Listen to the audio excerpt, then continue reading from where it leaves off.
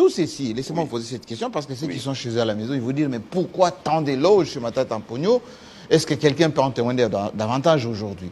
Beaucoup d'adultes en ce moment, y compris ceux qui sont aux commandes, se rappellent comme hier ce que Matata a pu faire dans ce pays. Pourquoi les gens se taisent et pourquoi les gens cautionnent cet acharnement contre Matata? Non, c'est clair, mais déjà, à cette époque-là, je me rappelle avoir participé à une réunion qui était tenue... ça, ce n'est pas un secret d'État. Ce n'est pas un secret d'État. Je me permets de vous en parler. Oui. C'est une réunion qui est présidée par le président Aubin Minakou. J'y participe aux côtés de beaucoup d'autres.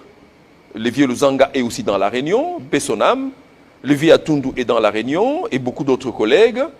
Mais c'est une réunion au cours de laquelle on ne parle que de Matata. Disant quoi? La réunion est présidée par le président Aubin. L'ordre du jour, c'est Matata.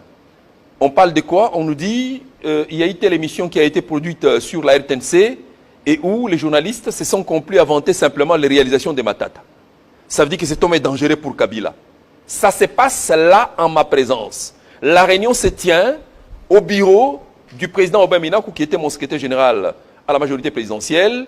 Nous sommes réunis là pour parler de Matata parce qu'il en fait trop. Les journalistes parlent de lui, il parle des réalisations de son gouvernement. Ça veut dire que Matata a été combattu de l'intérieur. Mais je parle là d'une réunion à laquelle je prends part.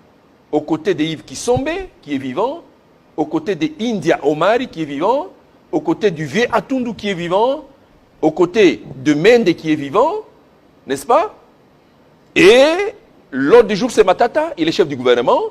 Son tort, c'est qu'il y a un journaliste ou des journalistes qui passent leur temps à vanter les réalisations de ton gouvernement. Et déjà à cette époque, au cours de la réunion, on nous dit non, c'est un homme dangereux. Lui, là, il dit à toutes les chancelleries que c'est lui l'homme intelligent ici, c'est lui qui fait tout. Il est même beaucoup plus intelligent que le président Kabila, c'est lui qui fait tout et tout. Ça se passe dans une réunion à laquelle je prends part. Je voudrais que quelqu'un me contredise.